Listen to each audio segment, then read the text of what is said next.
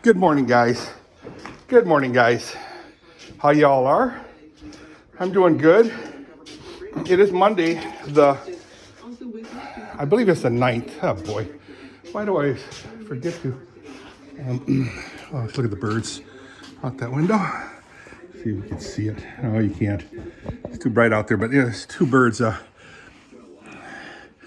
red cardinal, male cardinal, and something else. Some type of a sparrow, I guess. I'm not a bird man, but I like birds a lot. Always have, always will. Anyway, like I said, it's the 9th of February, 2026. It's a Monday. Put it that way. It's a Monday. So I put the hay outside for the horses out. Yeah, I'm gonna let them outside. Yay! Yesterday they were stayed inside. Sunday, Monday, hay. So I'm gonna put the grain in here in the paddock. You'll see where I put the hay already. I just spit on myself. I got phlegm on me. Hey, you cut your beard, Dirk. You cut your goatee. Yeah, I did. It was just getting too out of hand. So I trimmed the peep out of it, exposing my wonderful round head, bowling ball head, or as Ed Veltman used to call me, pumpkin head. I had a pumpkin head because it was huge, not to mention round. So anyway, let's get the grain out. So every morning, wow, look at that. Isn't it beautiful? Blue sky, sunshine, blue sky. Sounds like a song, 60s song of some kind. Every morning I have to fill up the, or swap out the frozen water in the cat bucket, the cat trays, because it's frozen. So the question is, it's ice. Is ice we know what minerals are, although we might not know the definition. I'm going to get you the definition put in the commentary below this video, what the definition of a mineral is. What is a mineral?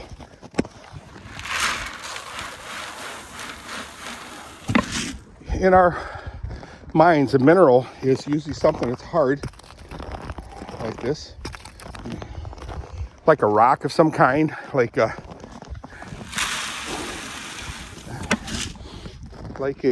piece of steel.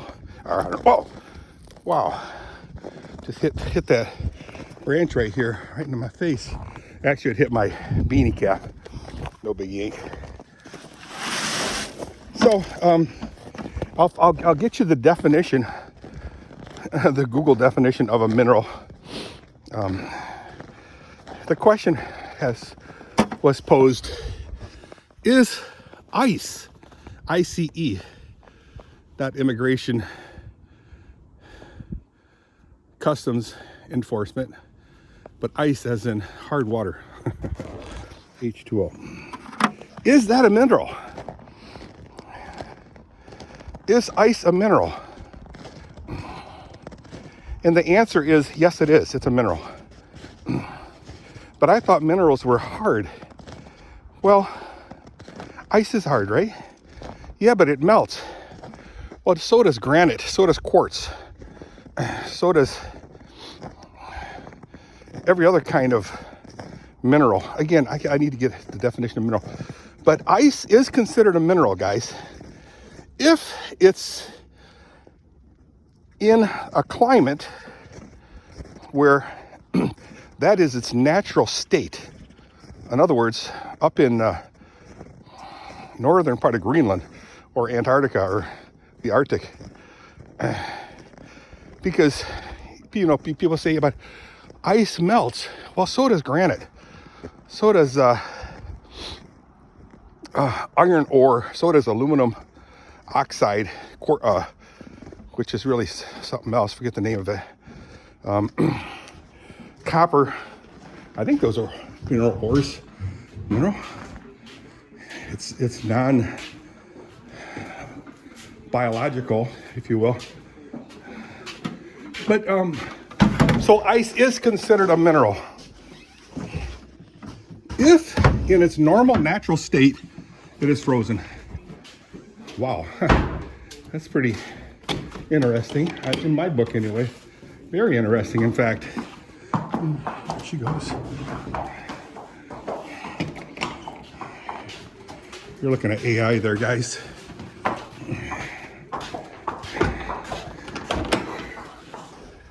Come on, sweetie.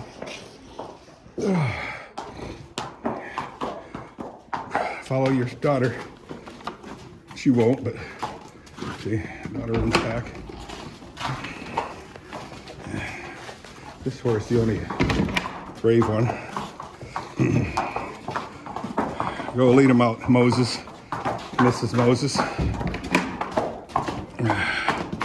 They gone. Oh. So anyway, that's my cool item of the day. Little commentary there. Science commentary, if you will. So I have 2 5-gallon buckets, 40 pounds apiece. I want to bring and stick in that water. It's about a little less than halfway full. This will top it off nicely. Yay.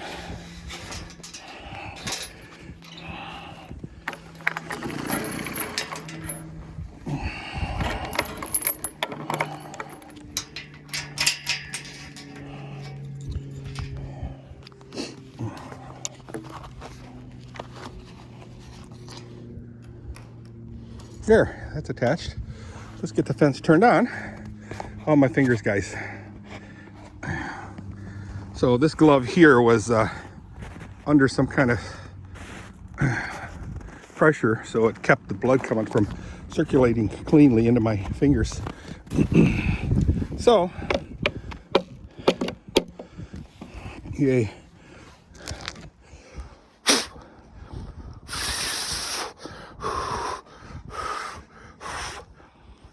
Melt the ice off of that thing.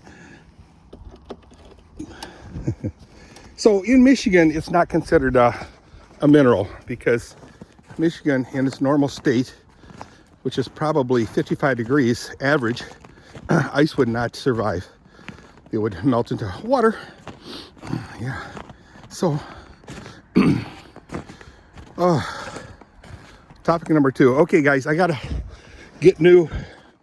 move this stuff in the pile. I'll move all this snow over the top of the fence, get it all out of here, and then I'll slide this stuff onto the pile, poop in a pile.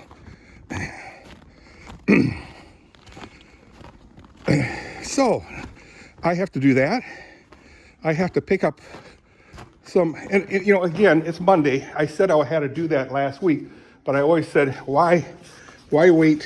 Why do something today when you can wait 6 months from now? You get my drift. So I'm gonna clean stalls. I'm gonna pick up pellets, sweet mix, if you will. And I will talk to Kathy about getting another phone because this one's, you know, it has so much haze in the lens. It's a very old phone. It's about 7-8 years old now. So, when are you gonna fix that, Dirk? When you fix that? I don't know. Lestat did that. he fell and kicked the hole in there. So, yeah, the last time I picked up 13 sacks of sweet mix. That stuff here. You know, I get a lot of people kind of giving me crap about that because there's nothing in there that's really good for the horse. Okay. Okay. So the last time I got it was, again, December 22, right there, 2025. And today is the 9th of February, so it lasted me a good month and a half. So not bad. So a month and a half from now is, let's say it's February. Let's say it's halfway through March, February. So it'll go February through March. April is when I have to get more of that if I get 13 again, which I think I will do. Just got to get the truck unstuck and fill this thing right up to the top with sweet mix.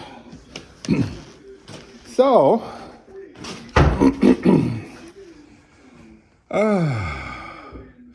I've been feeding the birds.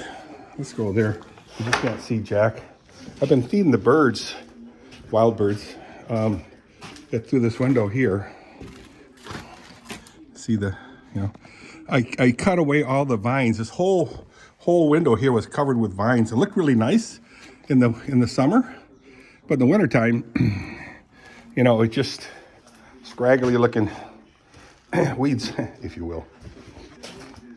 So, come on, kitty, get out.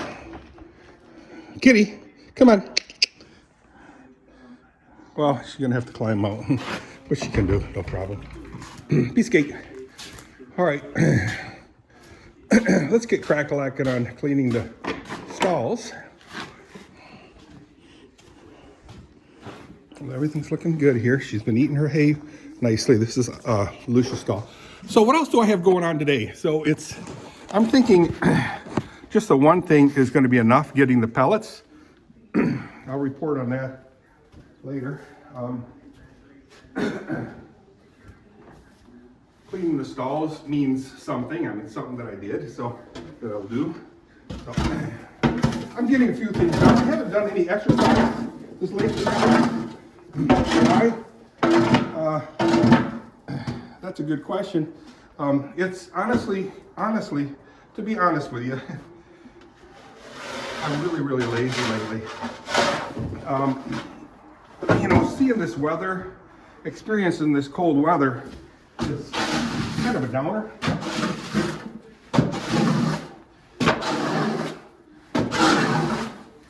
It is, but and it isn't. It's just beautiful out there. It looks gorgeous. Yeah, it's cold, bitter cold, 10 degrees right now. Supposed to get up to 31. Wow, that's pretty good. That's pretty incredible. 31 is just beautiful. And then as the days go by this week and into next week, it slowly creeps up the temperature to, I believe it's 41 degrees in next week, Tuesday, which is like the 17th or something. I don't know what day that is.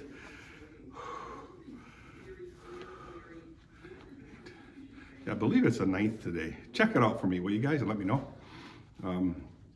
It is a Monday right now. Yesterday we had 2 awesome sermons.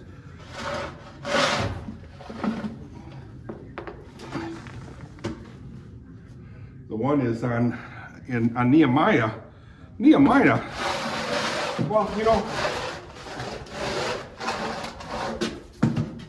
as was explained to us, every story, every word, every date, everything mentioned in Scripture is extremely significant. What? Extremely. The tabernacle tent, if you will, that was moved from place to place when Israel was nomadic. Nomadic fanatic was nomadic. It explains how the tent was built, and the colors of the coverings. I mean, nothing is just a matter of fact. Every word is very significant. So we had a story about Nehemiah. Nehemiah, who cares about Nehemiah, right? Well, there was a time when Israel, I guess it's Israel, I don't know, God's people were being persecuted, and they were in exile for a reason, because they've become evil, like the nations around them. So Nehemiah is embarrassed. Hey, my story, guys. I might get some things wrong, but don't dwell on this stuff. But dwell on the story. So Nehemiah is really embarrassed, saying, "Hey, God, you're supposed to be my God. You were supposed to be the man. And look at your temple in ruins. Look at your wall around Jerusalem in ruins.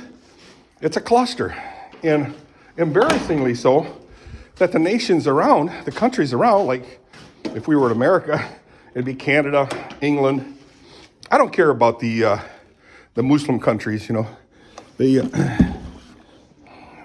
can criticize us all they want. But the peoples that should not be criticizing us, criticizing Israel and Israel's people, and they were right to do so. They're criticized because Israel messed around and found out. Now they're in exile back in the days of Nehemiah. Anyway, again, my story, guys. And if somebody thinks that I shouldn't be expressing my story, you can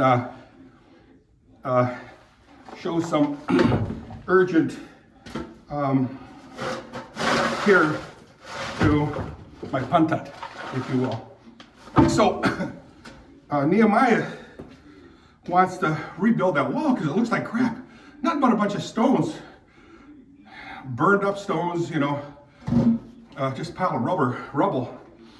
And so he comes up to the king, whoever that is, and in the presence of the queen, which happens to be Esther. Now again, this is in scripture, and we are in a series of, I believe, Nehemiah.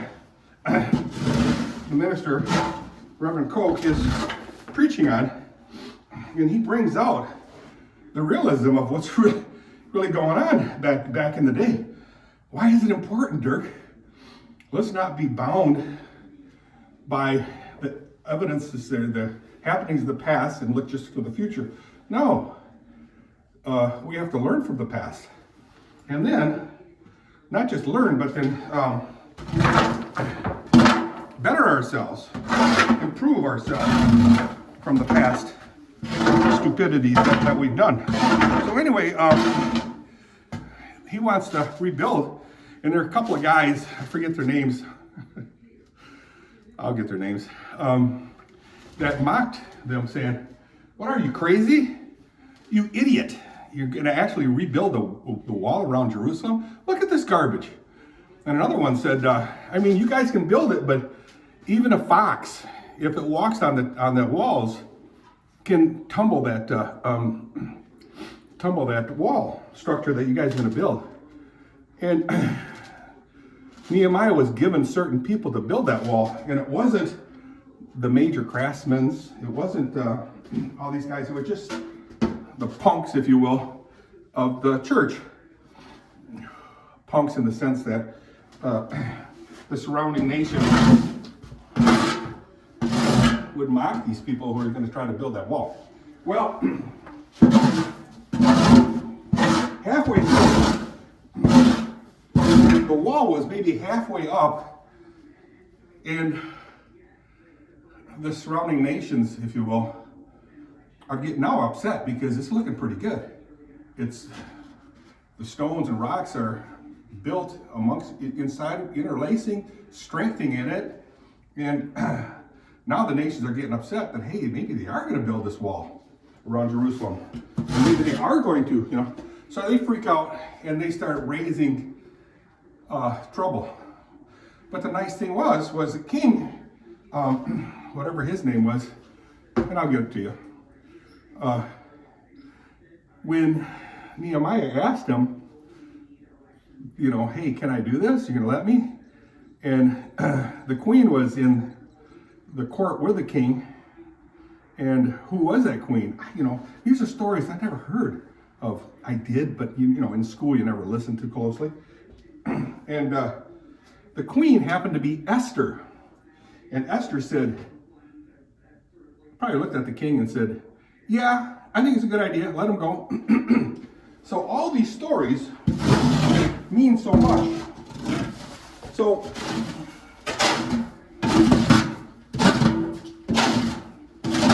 and you can relate that to this day. Our church has been started out really big in the 50s, early 50s, like 51, 52, 53. And then it's shrunken down so much that I have many friends and family who mock us, that say, your church is still open? What, are you kidding? Or, I'm gonna get in trouble for this video, but I really don't care. And if I'm wrong, let me know. You guys are a joke. You guys are moving backwards, which kind of reminds me of returning. There's nothing wrong with returning, guys. Well, you guys are moving backwards. Yes, we are. We are moving back, and we were remaining faithful. So, however, not perfect, but you guys can't offer us this. You can't offer us that. Well, if you want everything that,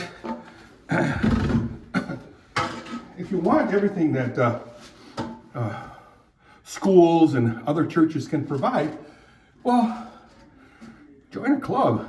Go to public schools. They offer everything. It's all paid for. Go to another church where you have more people available for your children. You know what I'm saying? Now, these are not things that I'm just making up. These things are actually have been said to me. And when I hear that from people who should know better and who do know better, they know full well. More important than anything else is faithfulness in my book. Be faithful. Yeah, but this church offers so much more for our children. I don't care. Then quit going to church, go join some club. And send your kids to public schools. They have the most to offer you and what you're looking for. Not me.